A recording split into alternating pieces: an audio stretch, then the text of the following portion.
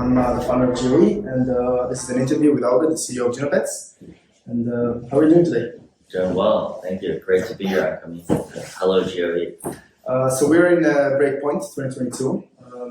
The first day was the games day, where you guys presented Genopets, and today you had a talk as well. Yeah, we had a panel talking about play and own, and also developers tooling for gaming on Solana and Web3 in general. Yeah, and actually I think that Genopets is, what Genopets does with the game is actually very, very impressive. Comparing them to other games, I think that your guys are doing very well in terms of what you develop for the game.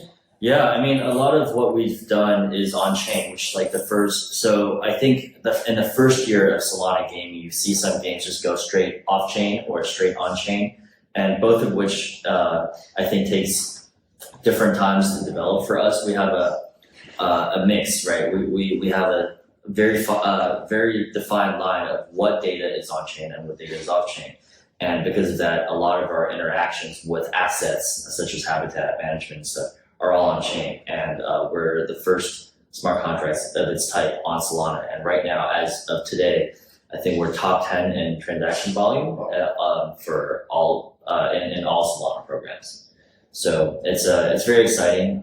It also is a huge headache because it takes way longer to build for any single feature than like if we just did all on-chain or all off-chain. But I think it's very rewarding, and I think we're getting to the point where we can develop a lot faster now, and it's gonna be very rewarding once it's out. Yeah, sounds like it. This is actually very impressive. Okay, so we've prepared a few questions here. So the first question is, what were your goals and hopes for Breakpoint, and do you think you achieved them?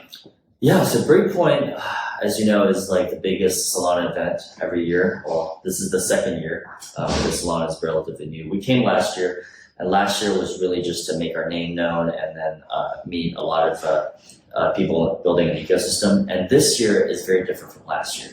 As you know, last year, Solana Breakpoint happened at the peak of the bull market, also the peak of Solana interest.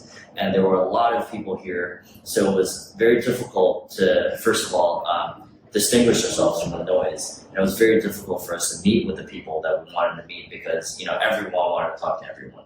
So this year we made a very simple goal. We wanted to talk to the partners that we partner with, and we want to be able to meet builders that we respect in this industry. And I think we were able to do all of that.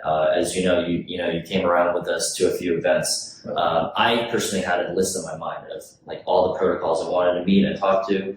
As you probably saw, like I met Cardinal. I want to talk to them. Dialect. I want to talk to quite a few of them. Magic Eden. I wanted to just see what they're up to. We got to hang out with them at their event last night, and a few others. And we talked to Snowflake. I actually talked to Snowflake earlier today, and they're trying to build some automation system on habitat management. So that's all very exciting. This breakpoint is definitely a builder's breakpoint, and I think we've accomplished most of it. Yeah, I think that the networking potential in Breakpoint is amazing. That's great, yeah. Yeah. Okay, so what is the state of the Genopets team now? Your numbers, positions, and what are you still missing at this point? Yeah, so we're about 25 people full-time, half of which are product related. We have about 10 engineers and some product managers, some UI UX designers. That makes up for about 15, and then the other 10 are marketing, operations, and community, and so on and so forth. I think right now we're pretty good for the stage that we're in, but we are looking to expand and more mobile developers, more Solana developers and full stack developers, but also as the game starts rolling out to more and more people, we need to start building out a whole customer success team. So that's the next phase of hiring that we're probably going to target. As part of that customer success effort, we will probably also hire customer success support engineers or operation engineers, because a lot of that operations part of it falls on our development team. So as more and more features get pushed out, we are slower on pushing out new features because we have to maintain the old features. So a lot of that will probably be solved in the next few months. We're ramping up community efforts as well, being thoughtful about how we want to hire for those roles too. Awesome. So can you tell us about your vision for guilds? What was your intention in introducing guilds to the universe, and what do you hope to see guilds do in the future? Yeah, so guilds have always been a very interesting thing, I think, in Web3 gaming. When we looked at the first iterations of guilds in Axie Infinity, YGG, and so on and so forth, I think it was mainly a customer or player acquisition partnership, and that's how we viewed guilds in the beginning. But I think as you see the whole industry moving away from pure token emissions-based play to earn into another, a more complicated partnership model, our vision for what guilds mean have changed as well. Obviously, the main tenets of guilds being, player acquisition, player education, that still exists. But I think a huge part of what we envision guilds to be are the main merchants of the game, meaning guilds such as yourselves will be crafting items that will be popular in the game, and that will be the main way that guilds derive profits instead of pure token emissions, token farming. Because first of all, in this market, it's just not sustainable, and secondly, I think it's not competitive that way, right? So, I mean, it's too competitive that way to a point where it's a race towards the bottom. Having guilds have different strategies around item crafting and what items to target, that puts a little more complexity over it, and it is more in line with what a true free market-based economy looks like. I think, for me, I used to play a lot of MMORPGs, specifically EverQuest in like the late 90s and early 2000s.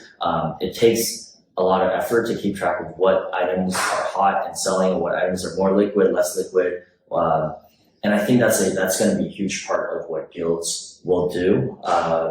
And you see a lot of that chatter on Twitter as well about that's like the next vision for the guilds. Guilds are the supply side of the economy. Guilds are, what we like to say is in Amazon, you have seller central and then you have the buyers. The guilds will be the biggest merchants in our seller central for the game. And the last part is I believe a lot of the guilds will have to be formed from community efforts. And I think that's why we're particularly fond of guilds that are spawned by players themselves. I think there will be a place for guilds of all kinds, but I think the guilds that are really going to make a difference in this upcoming run, or this new paradigm, would be players themselves. Mm-hmm. Yeah, that's awesome. So the next question is actually about Battle. Battle, yeah. Regarding moves from Battle. So the question was from DK Random. He was asking, will you give DK Random a special moveset called Table Throw? He really wants an augment with the move so he can laugh. That's awesome. It's definitely a possibility, right? So each augment will be assigned a move, and the idea is I know it's a semi-joke question, but it's actually kind of serious too in a way that will probably lead into what token governance will do, right? So the idea is that in the future, what augments and what moves will probably be decided by gene holders in the Genopets community, and that's the long-term vision for the game. We'll probably seed the game world with augments that we've decided what the moves are to balance it. But once everything is out there, anything additional will probably be based on player voting and community input. So it's very possible we'll have Table Throw in the future. Awesome. And do you think that regarding the community voice in the game mechanics, like do you think that the battles, that the moves in battle will be customizable? Like, do you think that the players will be able to choose a name, to choose the type of a battle? So yeah, eventually that will be the case. I don't think it will be the case in the beginning because that's just too difficult to do. As for the voice of the community, I think we've already started moving in that direction. If you've noticed, a lot of the game mechanics we came out with recently have been shared in advance with DNA and have gotten feedback on it. I don't think we have a formal way of collecting feedback yet. We're working on that. So I think progressive decentralization is the goal. So for now, we're probably going to have an open forum with DNA or our most active players and get feedback there and modify mechanics accordingly. But in the future, I think having some kind of official governance tooling around that would be ideal. Cool. Okay, so can you clarify what the terms of renting in terms of UnKami side will be? Yeah. So so habitats will have a number of labs according to the level of the habitat, right? And so renting for those slots is the same as the current alchemist role. Right now, it may seem a little redundant or a little useless. That's why you don't see it used a lot. And that's because right now the alchemist role only has one ability, which is to refine crystals. And that may seem kind of useless or just too simplistic right now. And that's because it's only half of the functionality of becoming an alchemist. Once you become an alchemist, the main access that you get is the access to the labs. Mm-hmm. So we foresee that in the future as a lot of crafting will be taking up lab space. That will be something that people will be happily rent out. And how much that will be, I think, we'll leave it up to the market. Yeah, that will be determined by the market. But like in terms of like a level 3 habitat, we have 3 separate, and will you be able to rent them out 3 separate? No, it's one alchemist will get access. Yeah, it's going to be based on the habitat itself. Okay. Yeah. Got it. Will you be able to use more than one of your pets in battle? For example, 2 versus 2? Yeah, that's something we've been talking about internally, but I think the first version of battles will keep it simple, and it would just be one-on-one pet. Great. Yeah, sounds reasonable. Yeah. Also, I guess that the main purpose of the game is to level up one pet. Like, I think so. Yeah. We want to leave that open to interpretation. Some people like to level up multiple pets, but yeah, in the very beginning, we say your pet is the physical, like the digital avatar for yourself, right? So, but we don't want to impose that view on the players. Some players like to level up different multiple pets. I think that's also very cool. I think the main differentiating factor that I want to say here is that even though that is something that we don't care about one way or another, how you play the game, for battle it does introduce a lot of complexity if we allow 2 pets from the beginning. So we're doing one deal. Yeah. When do you expect Genopets to move to a more decentralized way of making decisions, specifically gene token governance? Yeah. So I briefly touched on that earlier, right? So the reason why we haven't done so yet is mainly because our bandwidth is only so limited. We either go full force and use all our developing talent on crafting and on habitat management, or we start developing governance. And for me, I think it's more important to get the game to a state where there is something to govern, right? So I mentioned this in one of my previous AMAs. Once crafting is done and once our item minting and augments minting, all of that is complete, there will be fewer things to do on the smart contract side. And that's when the smart contract efforts can start looking into and building out the governance features. So I'm anticipating beginning of next year, that's when we'll start. Hopefully by Q2 next year, we'll have some governance features built in, and we can start voting on things. Great. Okay, so the next question is actually the side of building the game. So what are some of the happiest moments in creating the game so far, and what are some of the cryouts that you experienced? When you say cryouts, it's like the opposite of the happiest moments. So the happiest moments are, man, there's a lot, right? And they also come with cryouts that's like very similar. I think when we launched petting, this is more recent when we launched petting and we didn't tell it many people, and you see that people just kind of figured it out. That was a very, very happy moment for us. I think when we launched habitat minting, and we see people just getting excited about their habitat, or even last year when we launched Genesis Genopets, and also when we have Genopet minting Genopet minting inside the mobile app, and that was a beautiful experience. And I think the biggest cry out would be habitat management. It's also actually one of our happiest moments because we built up to it. We actually didn't sleep for days because of the slow pack. We had to push it back and then we had to like redistribute our key. And we launched habitat management, and that was one of the happiest moments for our team. You know, the moment when we launched it, people were super happy. We got praises from everybody. You know, people tagging on Discord and said, you know, this is a genius, like this is a beautiful interface, it's genius. I think less than a week, like 5-6 days later, you know, token emission started going too high, and the token price started dropping, or the key token price started dropping, and that was the biggest cry out because within 5 days, all of those sentiments went the opposite. I mean, it's not from everybody, obviously, but you know, the unhappy voices were loud enough that I was getting tagged in Discord and saying the opposite things, like, "Why did you launch it this way? You're an idiot," right? Being called a genius and an idiot within the span of 5 days is pretty. It's pretty. I don't know. It's pretty discouraging, but I wouldn't say.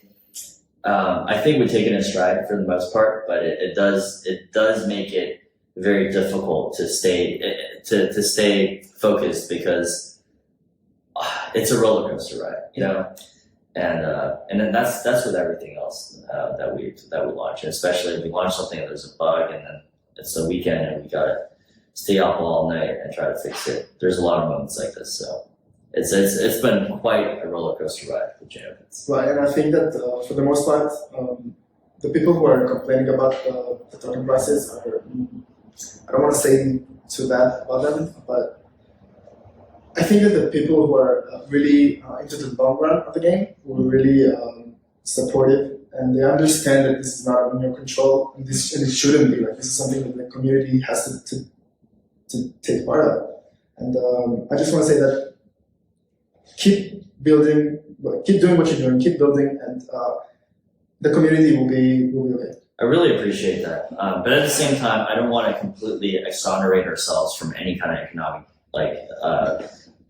impacts, right? So we don't have full control over it, obviously, but there are things that we can do to make things better, and that's why we came out with a pet level nerf. We came out with the harvest efficiency. We are having a weekly meeting about how the economy is doing, and if there's anything that we can do from a game design perspective that we thought was unbalanced in the beginning, then we work to balance it. But for, you know, sometimes things are out of your control, then, which I do appreciate that point, but we don't completely exonerate ourselves either. So, yeah. Okay. Will you implement positive and negative nurture mechanics in the game? Can you elaborate on that? Right. So right now the nurture side of the game is not really implemented yet, but when it will be implemented, it will be in the form of when you forget to pet your pet, the set efficiency will go down. Mm-hmm. So can you, do you think that there should be like a neutral place where if you forget the pet, it will go down, and if you do more than you need, it will go up? Yeah, so I think in that sense, most of the nurture mechanics that we are coming out with are, I guess, negative, positive punishment or negative reinforcement, whichever you want to call it, which is if you don't pet your pet enough, then your step efficiency goes down. If you don't feed your pet enough, your step efficiency goes down. But I think there is something to be said about like bonuses, right? If you do extra well in your feeding game, or extra well in your playing with your pet, Maybe like a consecutive. Yeah, then maybe you get a boost. That's something we have been talking about as well. We will be launching these mechanics fairly soon as well. So I think in the beginning, I don't think there will be bonuses, but we may tie that to certain streaks or certain items, for sure. Awesome. Will move sets and battle of augments be transferable, so you can make because let's say you have one augment that you really like the look of, but it doesn't really go well with your battle style. So do you think that the move set and the stats of the augment will be transferable to an augment that you like better? So right now, this is something we debated internally about for quite a while. I think at first we'll keep it as simple as possible, which is it will be stuck to the augment itself, and we'll let it play out and see what happens. Because making it transferable is another whole logic that we have to build, a whole system we have to build. Maybe in the future. But I guess in the future you can just introduce like an NFT that you can use to Transfer. Yeah. It doesn't have to be. It is, and I'm not saying it just to say this is. We had a 45-minute debate on one of our game design calls just about this one fact. Should it be transferable? And the answer is maybe, because if we have to accommodate every little thing, we'll never be able to ship anything. So I think we'll keep it simple to start with, but yes, absolutely, it's something we're looking at. Great. What do you think of implementing a universal wallpaper for your Genopet? For example, I want to see my pet follow me around the house, from my PC to my smart TV to my refrigerator to the screen on my bathroom. Universal wallpaper, huh? Yeah. I think that's a great idea. We were actually talking about how we right now, I think on the Genopets page on the web, you can download your pet image, right? But that's just only one simple background. We have been talking about how we can generate different angles of your pet with a different background with a click of a button, and that allows people to set their pet as their background or set their pet as their profile picture. So yeah, that's something we're also working on. Yeah, but like a live wallpaper where you can actually see the pet move and react to. Yeah, that's I mean, I don't know how. No, I mean, it depends on how you mean by live, right? Is it like your actual pet that you can like pet and everything? That's a very big technical challenge. But if you're just talking about like your pet doing basic like running animations or success animations, yeah, that's what I was talking about. Like it can generate the GIF file, then you can download the GIF file or the movie file. Yeah, it's in the works. It's not top priority, obviously, but it's something we're looking at. That's good to hear. Yeah. Okay, so these were all my questions, and now I just want to talk to you a little bit about the strategy of GOE. What we are, obviously, GOE is a community-run guild, and what we do is actually introduce the concept of destiny classes, which means that so when you become a guardian, you have the chance to join a destiny class, which is like a skill-specific classes. With, for example, the development class, which lets you. Our development class is a bunch of guardians who are developing tools for the guild. We have the strategy class, which lets you just the highest people in GOE, which lets you decide on important GOE things. And then there's also game-specific destiny classes like the Battle Squad, which is just a bunch of guardians who are only focusing on improving the pet for battle. And then we have the adventure class, which only prepares for adventure, and the alchemy class, the researchers, with their goal is to find every single item, every single augment in the game. That's fantastic. Awesome. We're actually very excited about that, and we're planning for it. The second thing that I wanted to show you actually is the plans. It's a little bit in the future, but we are working on it. It's the GOE NFT, which is a bunch of pictures that the Guardians took while traveling around the world. And they follow the same elements as the Genopets. We have earth, fire, metal, water, and wood.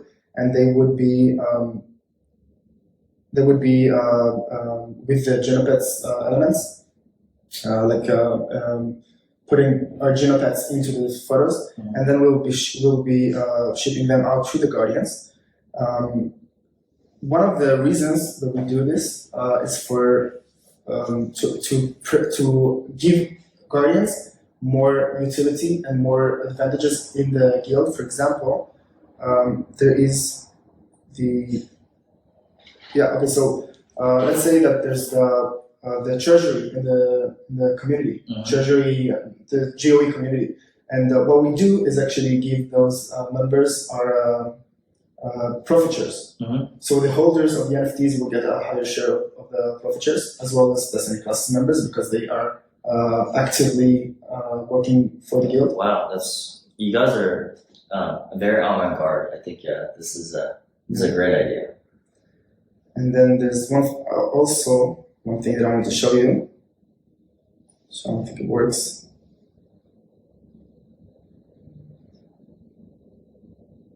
Because it's not here, it's in my iPad, so I'm just gonna No worries. close the video and then I'm gonna show it to you after that. Awesome. But thank you for the interview. It's been a pleasure. Thank you. And,